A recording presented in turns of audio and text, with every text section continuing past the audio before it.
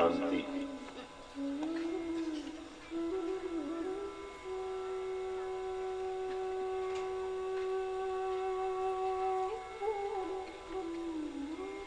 भगवान जीव मात्र के स्वामी हैं, पति हैं,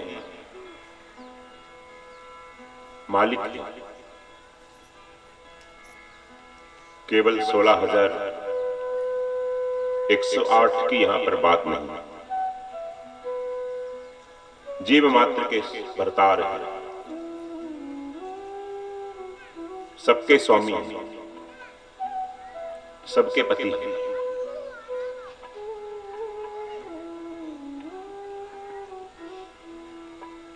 जो कहा जाता है कि 16,108 एक सिंबॉलिक काउंट है, सांकेतिक संख्या है। बाकी तो भगवान सबके स्वामी हैं, हमारे आपके सबके वही स्वामी। जो मान लेता है वो है परम शांति को प्राप्त हो जाता है, और जो मानता नहीं है, अपने आप को स्वामी मानता है, अपने आप को मालिक मानता है, वह बेचारा परेशान रहता है, दुखी रहता है, अपने कर्म के अनुसार सुख दुख प्राप्त करता रहता है। कभी सुखी है, कभी दुखी है, कभी वो शांत है, कभी अशांत है, कभी हार है, कभी जीत है, कभी मीत है, कभी प्रीत है।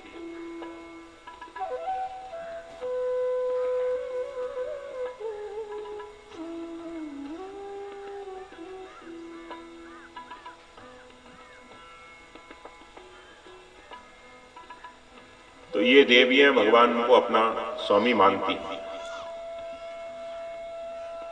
16,108 देवियां भगवान को अपना स्वामी मानती हैं। श्री रुक्मिणी जी उसमें प्रथम है, दूसरी भगवती जाम्बती जी और तीसरी सत्यभामा जी, चौथी कालिंदी जी है, पांचवी मित्रविंदा है, छठी नागमजती जी हैं, सातवीं भद्रा है और आठवीं लक्ष्मणा जी है। ये 8 प्रधान रानियां हैं। अष्टधा प्रकृति है, प्रकृति में 8 तत्व होते हैं, 8 एलिमेंट्स होते हैं।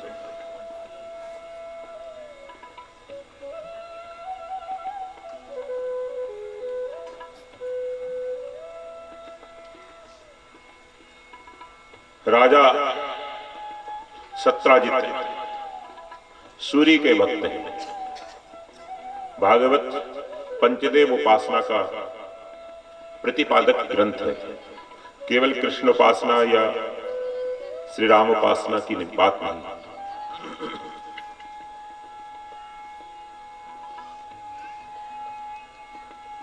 तो सूर्य उपासना करते हैं सत्राजित। सूर्य भगवान की सकाम भाव से उपासना करते हैं। तो शिव, शक्ति, गणेश, सूर्य और विष्णु, यह पंचदेव उपासना हमारे शास्त्रों में वर्णित है। सत्राजित सूर्य भगवान की उपासना करते हैं, लेकिन सकाम भाव से करते हैं। धन के लिए करते हैं, ऐश्वर्य के लिए करते हैं, सम्मान के लिए करते हैं, पद प्रतिष्ठा के लिए करते हैं। उनकी भक्ति कंडीशनल है।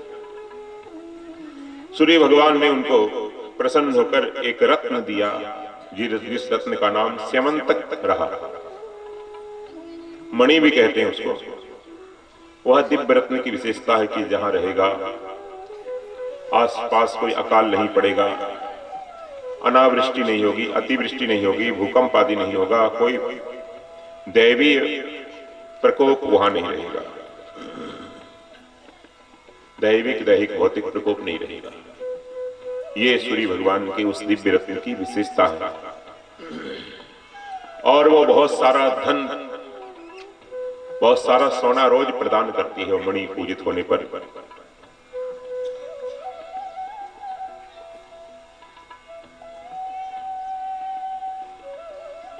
सत्राजित जब लेकर आए तो भगवान श्री कृष्ण ने कहा कि देखो मित्र, आप सुरक्षित नहीं रह पाओगे। इतना सारा धन, इतना सारा सोना जिसके पास होगा, कितने लोगों की नजर रहती है, कितने चोरों की नजर रहती है, राजाओं की नजर रहती है, नेताओं की नजर रहती है, धनी आदमी पर सबकी नजर रहती है। जैसे मुर्दे को चील देखता है, वैसे ही धनी को सब देखते हैं। मौका मिले और इसको छीने, इससे मौका मिले वो चौंच मारे इसको। इसलिए बहुत धन संग्रह तुम्हारे पास रहेगा तो ठीक नहीं। ऐसा करो कि जितना धन चाहिए खजाने से लेते रहो, मैं आपको अधिकृत करता हूं, बिना मेरे पूछे जितना धन चाहिए तुम खजाने से, राज कोष से लेते रहो, और ये मणि राजकोष में जमा कर दो, ताकि तुमको अपनी सिक्योरिटी की प्रॉब्लम भी नहीं होगी, सुरक्षा की समस्या भी नहीं होगी, और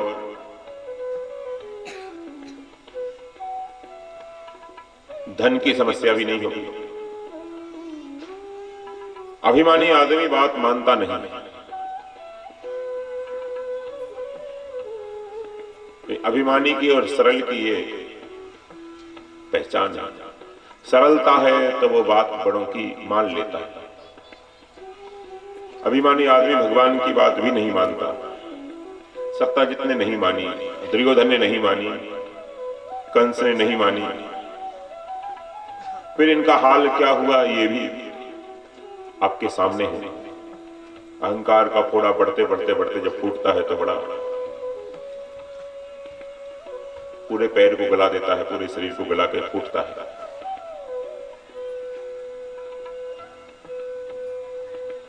एक दिन इसका भाई मणि लेकर आ गया शिकार करने के लिए। प्रसेनजित जिसका नाम था, बड़ा सूरवीर था वो भी। एक सिंह से उसका सामना हो गया। सिंह ने सत्राजित के ऊपर, प्रसेनजित के ऊपर आक्रमण किया और दोनों का वहां पर युद्ध शुरू हुआ। जब प्रसेनजित के ऊपर अटैक कर रहा था सत्राजित सिंह, तो उसी समय जामवंती महाराज वहां से गुजर रहे थे। संयोग से जामवंती महाराज ने देखा कि एक व्यक्ति को सिंह घायल कर रहा है, मार रहा है, और वो व्यक्ति भी आत्मरक्षा में।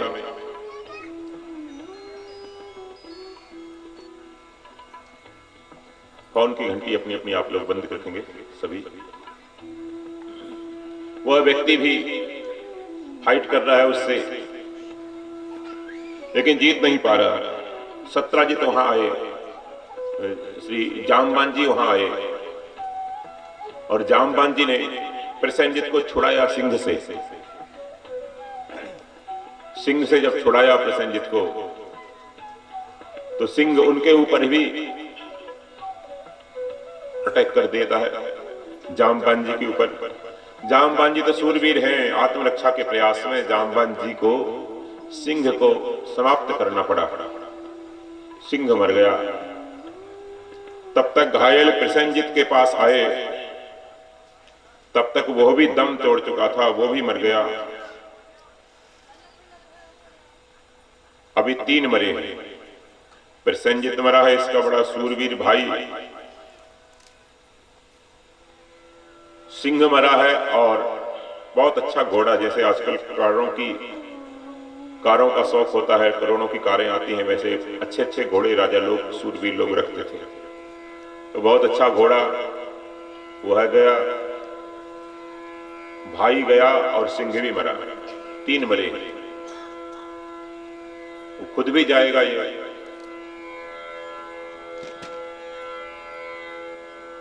बहुत दिन हो गए, भाई लौट के नहीं आया, लगभग 12 दिन हो गए। तब इसने एक दिन अपनी पत्नी से कहा कि मेरे को लगता है कि श्री कृष्ण ने हमारे भाई को मरवा दिया होगा, लेकिन तू किसी से कहना मत। श्री कृष्ण ने मणि के लोभ से भाई को मरवा दिया होगा। लोभ से अच्छे अच्छे लोगों की बुद्धि विकृत हो जाती है, तो कृष्ण भी कर सकते हैं ऐसा। दुष्ट लोग उस समय भी भगवान को, श्री कृष्ण को भगवान नहीं मानते थे, श्री राम को नहीं मानते थे, आज भी नहीं मानते। उस समय भी दुष्ट थे कुछ, आज कुछ ज्यादा है।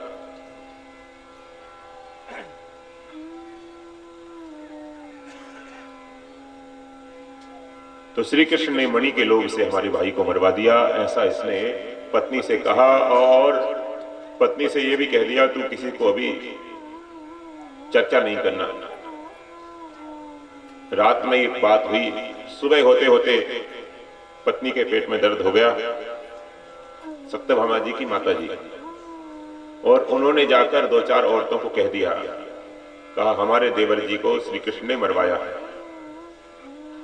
लेकिन तुम लोग किसी से कहना मत। गाडावाड़ा में जाकर उन्होंने कहा ठीक है, हम क्यों कहेंगे, हम ऐसी वैसी नहीं, हम रोज कथा सुनते हैं शर्मा डेयरी में जाकर, और शर्मा डेयरी का ही दूध पीते हैं। तो उन्होंने जाकर थोड़ी देर में उनको भी गैस बनने लगी। और ये युधिष्ठिर का श्राप है, आप लोगों की गलती नहीं है, माताओं की गलती नहीं है।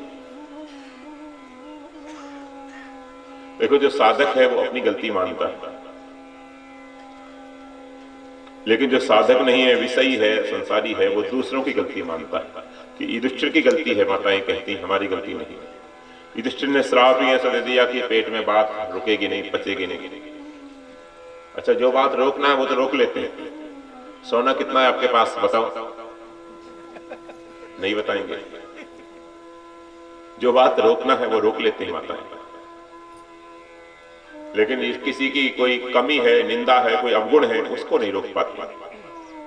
पेट में गैस बनने लगी और जाके उन्होंने भी 4 ने 40 से कहा, करने करने जपंजना। बात रुक्मणी जी के पास पहुंच गई, रुक्मणी के कान में पहुंच गई। रुक्मणी जी ने एक दिन श्री कृष्ण को पूछा एकांत में, क्यों जी आपने सत्रजित के भाई प्रसन्नजित को मरवाया है क्या? भगवान बोले, रुक्मणी तू क्या कह रही है? रुक्मणी ने कहा, मैं अकेले नहीं कह रही, सारे शहर की माताएं कह रही हैं, केवल पलोटनगंज में नहीं, सारे शहर की माताएं ऐसा कह रही हैं। भगवान ने देखा कि ये निंदा क्यों हुई मेरी। चतुर्थी का चंद्रमा देखा था मैंने। चतुर्थी के दिन चंद्रमा को गौतम ऋषि का श्राप है, जब इंद्र भगवती अहिल्या का सील हरण करने के लिए गए गौतम ऋषि का वेश बनाकर, तो चंद्रमा को वहां पर मुर्गा बनाया गया। गौतम ऋषि को जब पता चला तो इंद्र को तो श्राप दिया ही, चंद्रमा को भी श्राप दिया कि आज के दिन तेरा कोई मुख देखेगा उसको भी कलंक लगेगा, क्योंकि आज तूने एक सती को कलंक लगाने के लिए सहयोग किया। अपराध करने वाले को तो पाप लगता ही है, लेकिन सहयोगी को भी, वह भी अपराधी। किसी तरह से आप एग्री हो जाए उसके साथ, वो भी अपराधी। कि अच्छा हो रहा है तो भी अपराध। अन्याय के साथ कृत कार्य अनुमोदित, 3 तरह से अपराध होता है, हिंसा होती है। करना, दूसरों से कराना, सुपारी देकर, अथवा उसके सहमत होना, उसके साथ एग्री होना कि ठीक है, अच्छा हुआ, मार दिया। भगवान तो श्राप और वरदान से अतीत हैं, लेकिन गौतम ऋषि जी का श्राप है, इसलिए वो लीला करते हैं श्राप धारण करने की। गौतम ऋषि की, जैसे हनुमान जी ने कहा, जो न ब्रह्म सर मानहु महिमा मिटई अपार, इसलिए ब्रह्मास्त्र को स्वीकार कर लिया मेघनाद के छोड़े हुए, और हनुमान जी महाराज पहुंच गए बंदकर रावण के पास। वो श्राप और वरदान से अतीत होते हैं भगवान। लेकिन वो लीला करते हैं, मर्यादा रक्षा करते हैं। ब्रह्मा जी की मर्यादा है, ऋषियों की मर्यादा है। तो गौतम ऋषि की एक मर्यादा बनाई गई है कि आज के दिन चंद्रमा देखेगा कोई तो उसको कलंक लगेगा। तो भाद्र शुक्ल पक्ष की चतुर्थी का चंद्रमा नहीं देखना चाहिए। श्रावण से लगभग 18-19 दिन बाद आएगा। अगर देख लो तो ये कथा सुनना चाहिए। गांव में टोटका करते हैं लोग, गाली खाते हैं कंकड़ पकड़ फेंक कर, वो नहीं करना चाहिए। वो एक नया पाप कर लिया आपने कि तू चंद्र दर्शन किया, ये पाप किया है, और एक किसी के घर पे पत्थर फेंका, वो नया पाप कर लिया। वो नहीं करना चाहिए। गाली वाली खाना है तो ऐसे मजाक करके खा लो, कुछ करके खा लो, पत्थर क्यों फेंको? यह परंपरा उचित नहीं। गांव में ऐसी परंपरा है। भगवान ने सोचा कि पता लगाना चाहिए आखिर ये मणि गई कहां और इसके भाई को मारा किसने। नागरिकों को लेकर पद चिन्हों का अनुसरण करते करते घोड़े के जंगल में पहुंचे। घोड़े को शेर ने मारा है और भाई प्रसन्नजित को भी सिंह ने मारा है। अब एक रीछ के पैर है, रीछ ने सिंह को मारा है। तो रीछ के पैरों का अनुसरण करते करते भगवान वहां पहुंच गए जहां जामवान जी की गुफा थी। बाहर से गुफानुमा दिख रही है। अंदर प्रवेश किया तो अंडरग्राउंड, जमीन से नीचे सतह में, आप लोग जैसे पाताल कोट कहते हैं, ऐसे बहुत बड़ा नगर बसा है, गोल्डन सिटी। जामवान जी का ठाठ है, कम थोड़ी आप लोगों से। ब्रह्मा जी के ही अंशावतार है श्री जामवान जी। उन्होंने देखा इतना सुंदर महल, इतना सुंदर ये नगर किसका है? चलो किसी का हो, थोड़े ही अंदर गए। एक बच्चा उस मणि से खेल रहा था। भगवान ने पहचान लिया मणि यही है। उस बच्चे से लड़ने लगे। वो बच्चा डरा। बच्चे को खिलाने वाली मां डरी, चिल्लाने लगी, रोने लगी। जामवान जी ने सोचा कोई चोर है। ये माताएं बहुत जल्दी डर जाती हैं। कोई काकरोच हो उसको देख के डर जाती है। छिपकली आ जाए कथा के बीच में भगदड़ मच जाती है। एक जगह ऐसा हुआ, बहुत जल्दी डर जाती है। वो डर गई, डर कर चिल्लाई माताएं। जामवान जी ने सोचा कोई चोर आ गया, और आओ देखा ना ताओ, कोई हथियार तो उस समय था नहीं, बंदूक भरी नहीं होगी। तो लात घूंसे बरसाने लगे भगवान के ऊपर। 28 दिन तक युद्ध होता रहा। 28वें दिन भगवान ने कहा कि इसको मैंने बहुत खिला दिया, अब खेल बहुत हो गया। उठाया एक हाथ, मारने के लिए थप्पड़। अचानक जामवान जी की दृष्टि हाथ में पड़ी। चमकता हुआ हाथ, भगवान का हस्तकमल। यहाँ शंख है, यहाँ चक्र है, या गदा है, या पद्म है। अचानक हैरान रह गए देखकर, ये क्या है? ये साइन तो मेरे राम जी के हाथ में थे। क्या मेरे राम जी आ गए? इस कल्पना मात्र से जामवान जी तो संकोच से गड़ गए, चरणों में गिर गए साष्टांग। त्राहि माम पहचान गए। भगवान के हाथों में, चरणों में, छाती में सब चिन्ह होते हैं। कोई पाखंडी कहे मैं भगवान का अवतार हूं तो कहे चिन्ह दिखाते हैं, साइन दिखा थोड़ा। नकली बना ले, थोड़ा घिस के देखो, थोड़ा सा चाकू से निकाल कर, खून आता नहीं आता। बहुत से ऐसे पाखंडी जो भगवान बन जाते हैं। व्यक्ति कभी भगवान नहीं हो सकता। व्यक्ति को कभी भगवान नहीं मानना चाहिए। श्रद्धा करो, ठीक है, सत्संग श्रवण करो, तुम भगवान मान लेते हो, फिर बाद में पोल खुलती है, फिर श्रद्धा टूटती है, क्या फायदा? अंधश्रद्धा नहीं करनी चाहिए। व्यक्ति भगवान नहीं हो सकता। भगवान का दास हो सकता है, भगवान का सखा हो सकता है, भगवान का भक्त हो सकता है।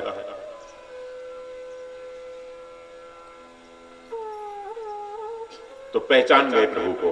प्रभु पहचान परिवर्ति चरण, और क्षमा याचना की, प्रभु मेरी बड़ी गलती हो गई। ये मणि तो आप ले जाओ। प्रभु आपने पहले क्यों नहीं बताया? भगवान ने कहा भले आदमी, गाडावारा में घर में कोई आए तो ऐसा स्वागत करते हैं गाडावारा वाले लोग, आते ही लात घूंसा चलाने लगते हैं। अरे आया, उसको बिठाओ, पूछो, स्वागत। उसने कहा महाराज मेरी बड़ी भूल हो गई, ये मणि तो आप ले जाओ, साथ में मेरी बेटी को भी ले जाओ। मेरी बेटी का पाणिग्रहण मैं आपसे करना चाहता हूं, जामवती का।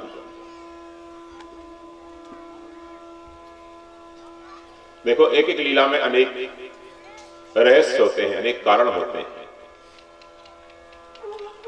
जामवती जी ने जब से भगवान की कथा सुनी नारद जी से, तब से जामवती जी को लवेरिया हो गया था, भगवान के चरणों में प्रेम हो गया था।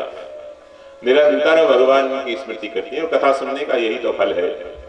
भगवत चरणों में प्रेम हो, भक्ति बढ़े, आपका थोड़ा राग द्वेष कम हो, थोड़े ईगोलेसनेस हो, यही तो फल है।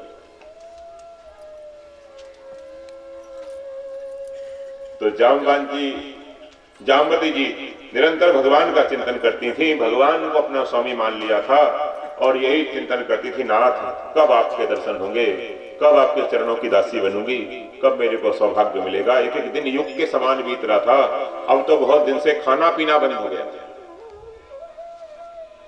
संकोच में पिता से कुछ कह भी नहीं सकती थी, बड़ी संकोची स्वभाव की जामवती जी। सत्यभामा जितनी बाचाल हैं, उतनी ही जामवती जी संकोची स्वभाव की हैं। रुक्मणी जी भी संकोची स्वभाव की हैं। ये 8 में एक ही हैं, और घर में एक आध बहन बेटी तो होती है, थोड़ी होना चाहिए थोड़ा तेज तर्राट।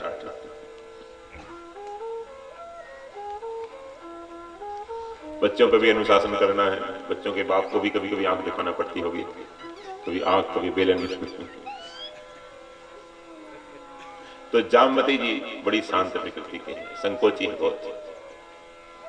बस भगवान को याद करती हैं कि प्रभु अंतर्यामी है, प्रभु मेरी पुकार जरूर सुनेंगे, जरूर मेरे को अपनाएंगे, वो सर्वसमर्थ हैं। हम उनको पुकारें और वो ना सुने, ऐसा तो है नहीं। ऐसा उसने भगवान को अपना स्वामी मानकर भगवान का भजन करती हैं, भगवान को पुकारती है। खाना पीना कुछ भी अच्छा नहीं लगता, भगवान को पुकारते पुकारते बड़े विरह में भरी हुई है। और बीच में आना जाना मत करो भैया।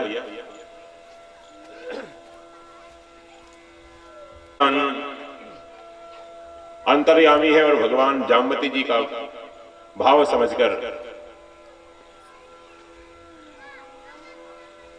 मणि का बहाना करके स्वयं आ जाते हैं। एक तो ये कारण था, जामवती जी की प्रेम भरी पुकार थी, समर्पण था, डेडिकेशन था।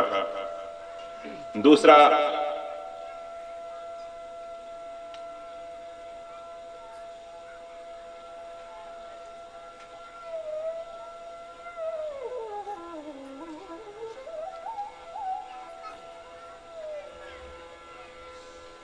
नहीं है,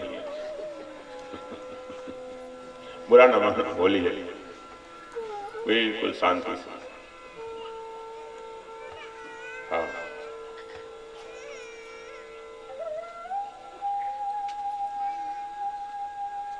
सत्संग से दूर होना, नेता होना मतलब सत्संग से दूर होना, कुसंग से जुड़ना।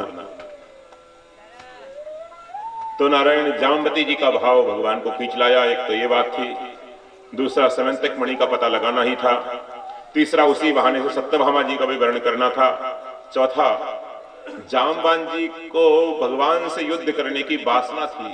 श्री रामावतार में जामवान जी से कुश्ती में कोई टिकता नहीं था, कोई भी नेता उनसे सामना नहीं कर पाता था। तो जो मल्ल योद्धा होता है, मल्ल होता है, उसके हाथों में खुजली चलती है, जब तक बराबरी का कोई ना मिले तब तक उसको संतोष नहीं होता। रावण भी हार जाता था, मेघनाद भी सामना नहीं कर पाता था। ऐसे योद्धा थे श्री जामवान जी। जामवान जी सोचते, यार क्या करूंगा, किससे लड़ूं, कोई मेरा सामना करने वाला नहीं है। तब श्री राम लक्ष्मण को देखते सायंकाल सुबेल पर्वत पर चौड़ी छाती, सुदृढ़ स्कंध, सोचते अगर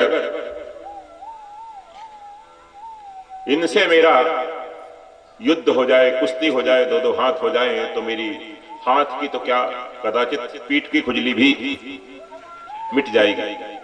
लेकिन ये बहुत बड़ा अपराध है, मैं कैसे कहूंगा। ये सोचना भी गलत है। स्वामी से युद्ध करना, स्वामी से अपने बड़े से रे तू कह देना, अपमान कर देना, उसकी हत्या के बराबर है। कोई अपने पिता को, दादा को, गुरुजन को रे तू कहकर बोल दे तो समझो उसने उनकी हत्या कर दी अपनी वाणी से। इतना अपराध होता है। इसलिए सोचकर बोलना चाहिए। तो जामवान जी कह नहीं पाते थे कुछ, लेकिन राम जी ने उनकी भावना समझ ली और कहा आपसे मैं लड़ूंगा, लेकिन अभी नहीं, अभी मर्यादा पुरुषोत्तम हूं, अभी तो रावण से लड़ने आया हूं, अपनों से लड़ने नहीं आया। ये तुम्हारी वासना पूरी करूंगा। ड्यू रही कृष्णावतार में 28वें द्वापर में। तो आज भगवान ने जामवान जी की वो भावना पूरी की है। 28 दिन तक खूब छकाया है, खूब युद्ध किया है। तो ये कई कारण है इस लीला में। मणि लेकर आए, सत्राजित को बुलाया भरी सभा में, ये मणि है और ये जामवान जी गवाह है। लोग अब सत्राजित बड़ा, देखो इधर 28 दिन तक भगवान नहीं लौटे तो द्वारिका में सबके सब सत्राजित को कोसने लगे, गाली देने लगे। अभी तो कृष्ण की निंदा कर रहे थे, अब सत्राजित की निंदा करने लगे। जनता पता नहीं कब पलट जाए, इसलिए ज्यादा जनता के भरोसे नहीं रहने से। अब जनता पलट गई द्वारिका की, सत्राजित के विपक्ष में हो गई। सब सत्राजित को गाली देने लगे, ये बहुत दुष्ट है, इसने हमारे प्रभु को हमसे अलग करवा दिया, इसने झूठा ब्लेम लगाया है। कोई झूठा एलिगेशन लगाता था तो वो बहुत बुरा माना जाता था पहले। आजकल तो बड़ा आदर करते हैं, कहते हैं ये तो बड़ा होशियार है, चलता पुर्जा है, वकील साहब है। झूठे एलिगेशन लगाने वाले को लोग पहले बहुत गिरी नजरों से देखते थे। झूठा कोई वादा कर दे, झूठा प्रॉमिस कर दे तो अब तो उनका सम्मान होता है, तो बड़े अच्छे नेताजी। ये तो चुनाव के टाइम पे कुछ कह देते हैं, फिर वो होता नहीं। तो नारायण जामवान जी जब गवाह बने, सत्राजित को बड़ा संकोच हुआ। तब सत्राजित ने रात्रि में आकर भगवान से मिला। दिन में तो उसकी निंदा होती थी, निकल नहीं सकता था, चोरों की तरह रात्रि में आया और भगवान से कहा प्रभु मेरी बड़ी दुर्गति हो रही है, बड़ा गिर गया मैं सबकी नजरों से, मैं क्या करूं। भगवान ने कहा आप बताइए क्या सोच कर आए हैं। बोले ऐसा करिए प्रभु आप मेरे जमाई राजा बन जाइए तो मेरी इमेज थोड़ी गाड़ावाड़ा में अच्छी हो जाएगी। भगवान ने कहा भले आदमी, बेटी की सगाई किसी और से कर रखी है और शादी किसी और से करेगा। असल में इसने सगाई कर रखी थी सतधनवा के साथ, सत्यभामा जी की। कृष्ण का नाम लेती थी बेटी तो मैं गाली देता था। सत्राजित कह रहे हैं मोबाइल की घंटी बंद रहेगी, ए भाई सेल्फीज, गेट आउट। सत्राजित कहता है महाराज बेटी तो आपकी नाम की माला जपती थी सत्यभामा, लेकिन मैं ही अहंकारी था। मैं कहता था कृष्ण के पास क्या है, कृष्ण को क्यों दूं मैं, कृष्ण को क्यों जमाई बनाऊं। क्षत्रियों में भी क्या उसका बैकग्राउंड है, गाय चराता रहा, माखन चुरा के खाता रहा। कौन सी यूनिवर्सिटी में पढ़ा है वो, कौन सी गाड़ी में चलता है। आजकल संपत्ति हो गई थोड़ी, द्वारिकाधीश बन गया। एक्चुअली द्वारिकाधीश तो इसके नाना थे, इनके नाना थे, लेकिन कृष्ण को ही लोग द्वारिकाधीश कहते थे। पहले का बैकग्राउंड इसका अच्छा नहीं, इसलिए इसको मैं बेटी नहीं दूंगा ऐसा कहकर मैं स्वयं आपसे चिढ़ता था, आपको गाली देता था, आपका प्रभाव नहीं जानता था प्रभु। आज मैं प्रभाव जानकर आपका नतमस्तक हुआ हूं, अब अपराध क्षमा करिए। तो फिर सत्यभामा जी का विवाह भगवान के साथ हुआ। ये तीसरा विवाह है। चौथा विवाह कालिंदी जी के साथ हुआ। भगवान एक बार इंद्रप्रस्थ आए, वर्तमान में दिल्ली। सायंकाल इवनिंग वॉक कर रहे थे अर्जुन के साथ, देखा एक कन्या तपस्या कर रही है। भगवान ने कहा अर्जुन ये 16 वर्षीय कन्या तपस्या कर रही है, हमारे यहाँ तो बूढ़ी बूढ़ी भी भजन नहीं करती, क्या चक्कर है, दाल में काला है। मित्र पता लगा कर आओ। पार्थ गए, अर्जुन गए, उससे पूछा कौन हो तुम, किस लिए तपस्या कर रही हो। मेरे को लगता है कोई सुंदर वर की कामना से तुम तपस्या कर रही हो। मेरा नाम अर्जुन है, कुंती पुत्र अर्जुन हूं मैं, आप बताइए किसकी तपस्या कर रही हो, क्या आपको चाहिए? उसने कहा कि मैं सूर्य पुत्री यमुना हूं, यमराज की छोटी बहन है यमुना जी। और यमुना जी में एक दिन यमराज जी अपनी बहन से मिलने आए, यमुना मैया से मिलने आए, और यमुना मैया ने उनसे पूछा, उनसे कुछ मांगा। सूर्य भगवान ने कहा, मांगो बहन, क्या मांगती हो? बोले, भैया ऐसा है कि जो मेरे घाट पर आकर स्नान करेगा, आपकी भक्ति करेगा, जो मेरा हम दोनों भाई बहन की कथा सुनेगा, पूजा करेगा, उसका तुम अकाउंट क्लोज कर देना अपने हाथ से, अर्थात वो नरकों में नहीं जाना चाहिए। धर्मराज ने विचार किया, ऐसे तो पूरे नरक खाली हो जाएंगे, सारा गाड़ा बाड़ा आके नहा के वो कहेगा हम तो मुक्त हो गए, ये तो ठीक नहीं है। इसलिए आज के दिन की छूट है, उसको यम द्वितीया बोलते हैं, भाई दूज बोलते हैं, दिवाली के तीसरे दिन प्रतिपदा और उसके बाद द्वितीया किया। भाई बहन जो जाते हैं यमुना में स्नान करते हैं और संकल्प कर लेते हैं कि आज से गाड़ा बाड़ा जाकर फिर पाप नहीं करेंगे, आज से पाप नहीं करेंगे। मोबाइल की घंटी हमको बार बार सुनाई दे रही है,